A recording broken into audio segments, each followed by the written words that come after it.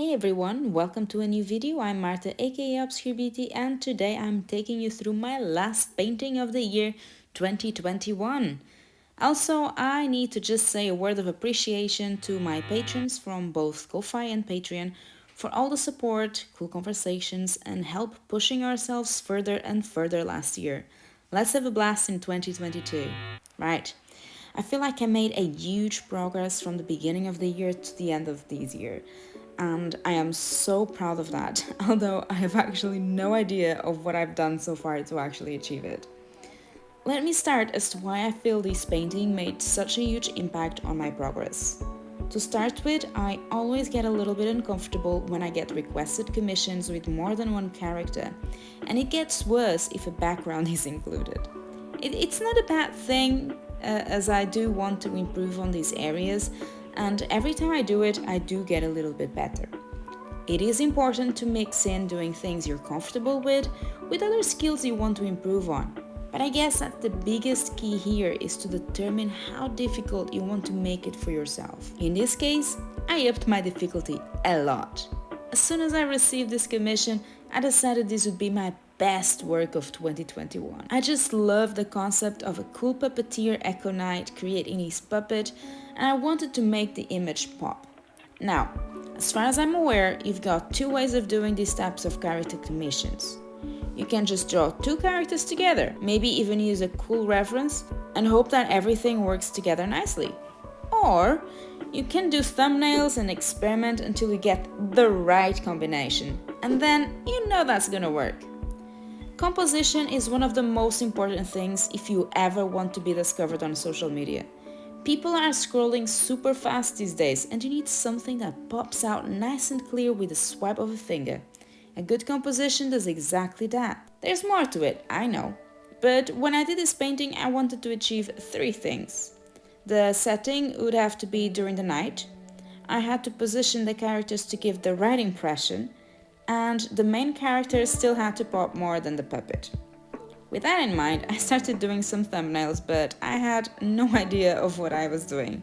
I read several articles and tried my best, but in the end, even after choosing one of the thumbnails, I really wasn't happy with the results when I tried to put it on the big canvas. So I went back to what I was familiar with. With the help of 3D models and references, I played with poses and lighting until I got the results I was actually happy with. Which made me realize that, in a sense, even though I never did thumbnails with the intention of doing thumbnails, I was actually working with thumbnails before, because that's actually my usual process. And I think this is huge, because I like to read a lot of art theory and listen to tutorials and pro artist explanations on how to do art. But sometimes you already do those things and you just have to pick those and give them a bit more intention instead of trying to copy what other people do. Maybe the other thumbnail styles I attempted are actually better. They probably do take less time, but they don't work as well with me as I have a hard time visualizing the perspective without any details. For now, that might change in the future, and it's one of the good things in art. You never know. In fact, after starting this painting, I then watched a Marco Bucci's video on how to analyze the Arcane show, and I really enjoy the way he studies the contrast of the characters. So I might simplify my thumbnails to spheres next time before I attempt to play with 3D models. For example, after making 3 thumbnails I was fairly happy with, I let the commissioner choose the one he preferred. And I finally started the drawing. Yeah, it took this long. As you saw on the video, I basically traced over the thumbnails I made because honestly I was tired and I already had trouble making them, so why not? And then I took some time researching and trying out outfits that matched with the client's description of the characters. Edward, the main character, has a bit of a military background and I love drawing that cool jacket. Took me a while to be happy with his face as I wanted it to be young with some slight feminine traces and dashing. The funny belt he has on his waist is actually holding other little puppets that he can throw and make them grow as the big bulky knight next to him. I decided to use sort of Mark Burnett's coloring method here after my huge failing with Hardy Fowler's method last time, so I did the line art over the sketches because that would make it easier to add the flats on Clip Studio Pro. And guys, I keep saying that app is magic when it takes to adding color.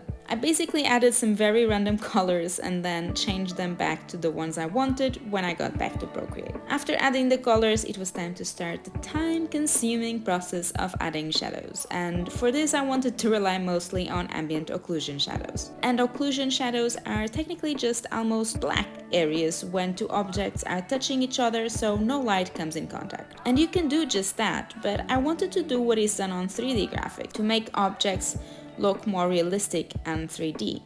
It still uses the same principle, but you can use a more range of grays to give it more depth. I mainly used the round brush to do this, and I didn't enjoy the process much comparatively to the first times I used this method. Here's what I'll be changing next time. I'll use a thinner line art. I spent ages actually erasing or smudging the line art to add depth. I'll be using Mark Brunet's triangle brush you can get on his advanced brush set. I downloaded it when I was painting the knight's armor, and oh my god, the difference it made. Such a breeze. And to understand that if one object is on top of the other, only the bottom one gets the shading, yeah, I ended up doing way more shading on that phase than I should and mixed up the concepts, which didn't work out very well. Because I wasn't happy with the shading, once I finished it, I quickly tried adding light sources on highlight layers.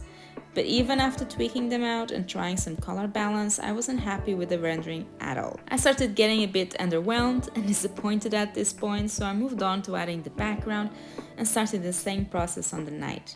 These at least brought me some of my mojo back, enough to play with some magic effects to start getting the feel of what I was looking for. As you can see, the shadow pass on the knight was a lot quicker and really contributed to lift my spirits again. And something that happens with me a lot, I tend to be super slow when I'm not happy with a piece, but as soon as I start seeing the end of the tunnel, I get a lot faster. Basically, more motivated. Okay, this is probably normal for everyone and not just for me. It took me a while to get happy with the background in terms of colors. I initially used some artificially created backgrounds to get some colors from, but then I thought they were way too colorful for a night sky. And I needed to achieve the right balance of darks and lights to make the right characters pop. One of the changes I did at this point that was recommended by one of Mark Brunet's students was to change the magic lines, as they made the puppeteer look like he was also a puppet. And I am so glad I did that, because when I did those round lines, I was hooked. It conferred so much more movement to the piece, it completely changed the whole tone of it. Anyways, at this point, I decided that just an ambient occlusion pass was not enough to give it the looks I wanted, at least the way I made it. So I started rendering each individual metal piece on the knight to give it that cool metal shine. But because the knight is actually only a puppet, I wanted him to melt a little bit with the background so that the focus would remain on the man and his magic over the knight. I did that by applying a few layer modes on top of the rendering with fog, dirt, and just pure grayish colors to remove the shine of the metal.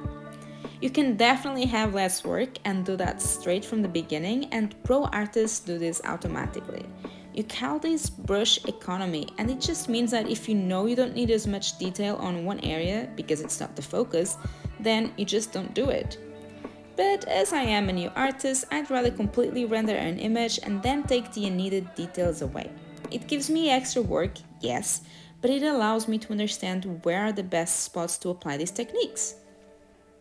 After rendering the knight, I went back to rendering Edward and finally give it that polished look.